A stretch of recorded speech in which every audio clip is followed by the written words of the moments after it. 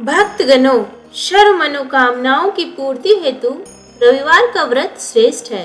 रविवार के दिन सूर्य देव की कृपा पाने के लिए सबसे उत्तम दिन माना गया है। इस दिन उनके मंत्रों का जाप और सूर्योदय के समय अर्घ्य देना चाहिए।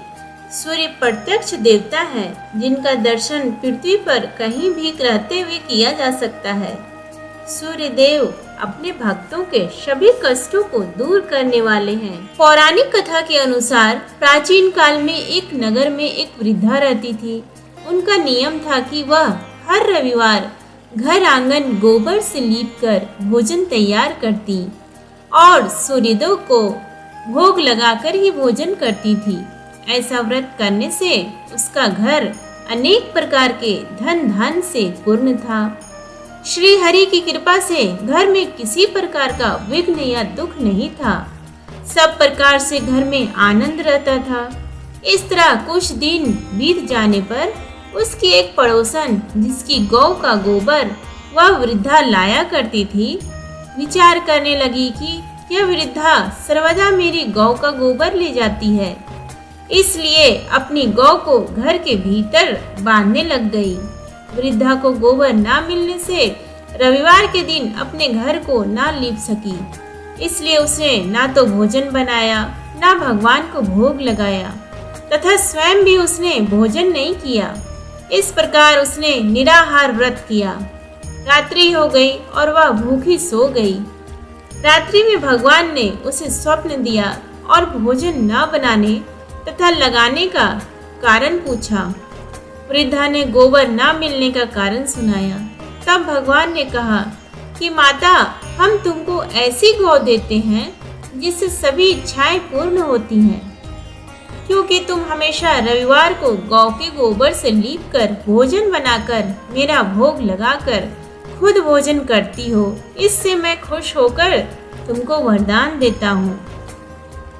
निर्धन को धन और बांझ स्त्रियों को पुत्र देकर दुखों को दूर करता हूँ तथा अंत समय में मोक्ष देता हूँ। स्वप्न में ऐसा वरदान देकर भगवान तो अंतर ध्यान हो गए और वृद्धा की आंख खुली तो वह देखती है कि आंगन में एक अति सुंदर गौ और बछड़ा बंधे हुए हैं। वह गाय और बछड़े को देखकर अति प्रसन्न हुई और उसको घर के बाहर बांध दिया और वहीं खाने को चारा डाल दिया।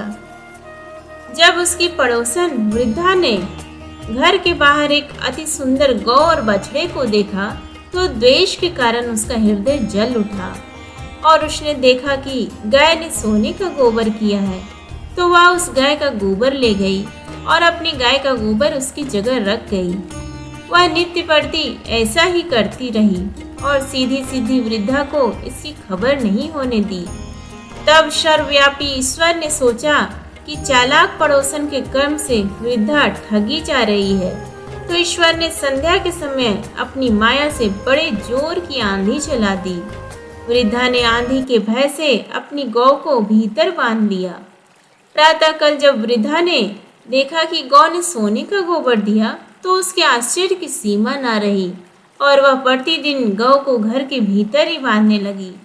उधर पड़ोसन ने देखा कि बुढ़िया गौ को घर के भीतर बांधने लगी है और उसका सोने का गोबर उठाने का दांव नहीं चल रहा, तो वह स्त्रियां और ढा से जल उठी और कुछ उपाय न देख पड़ोसन ने उस देश के राजा की सभा में जाकर कहा, महाराज, मेरे पड़ोस में एक वृद्धा के पास ऐसी गऊ है जो आप जैसे राजाओं के ही योग्य है। वह नित्य सोने का गोबर देती है। आप उस सोने से प्रजा का पालन करिए। वह वृद्धा इतने सोने का क्या करेगी? राजा ने यह बात सुनकर अपने दूतों को वृद्धा के घर से गौ लाने की आज्ञा दी। वृद्धा प्रातः ईश्वर का भोग लगा भोजन ग्रहण करने जा ही रही थी कि राजा के कर्मचारी गौ खोल कर ले गए। वृद्धा काफी रोई चिल्लाई, किंतु कर्मचारियों के समक्ष कोई क्या कहता। उस दिन वृद्धा गौ के वियोग में भोजन ना खा सकी और रात भर रो रो कर ईश्वर से गौ को पुनः पाने के लिए प्रार्थना करती रही। उधर राजा गौ को देखकर बहुत प्रसन्न हुआ, लेकिन सुबह जैसे ही वह उठा सारा महल गोबर से भरा दिखाई देने लगा। राजा यह देख घबरा गया। भगवान ने रात्रि में राजा को स्वप्न में कहा कि हे राजा, गाय वृद्धा को लौटाने में ही तेरा भला है। उसके रविवार के व्रत से प्रसन्न होकर मैंने उसे गाय दी थी। प्रातः होते ही राजा ने वृद्धा को बुलाकर बहुत से धन के साथ सम्मान सहित गौ बछड़ा लौटा दिया। उसकी पड़ोसन को बुलाकर उचित दंड दिया। इतना करने के बाद राजा के महल से गंदगी दूर हुई। उसी दिन से राजा ने नगर वासियों को आदेश दिया कि राज्य की तथा अपनी समस्त मनोकामनाओं की पूर्ति के लिए रविवार का व्रत रखा करो। व्रत करने से नगर के लोग सुखी जीवन व्यतीत करने लगे। कोई भी बीमारी तथा प्रकृति का प्रकोप उस नगर पर नहीं होता था। सारी प्रजा सुख से रहने लगी। रविवार व्रत पूजन विधि। रविवार का व्रत कम से कम 12 व्रत अवश्य रखना चाहिए। हालांकि यदि संभव हो तो पूरे साल रखना चाहिए। सूर्य को जल देने के बाद भगवान सूर्य के बीज मंत्र की कम से कम 5 माला का जाप जरूर करें। इसके बाद व्रत की कथा पढ़ें। व्रत के दिन सुबह स्नान ध्यान करके लाल रंग के कपड़े पहने और उगते हुए सूर्य को अर्घ्य दें। इस दिन केवल गेहूं की रोटी या गेहूं का दलिया और गुड़ का सेवन करें। ऐसा करते हुए जब आपके व्रत का संकल्प पूरा हो जाए तो कम से कम 2 ब्राह्मणों को आदर के साथ भोजन कराएं एवं अपने सामर्थ्य के अनुसार सूर्य से संबंधी दान और दक्षिणा दें।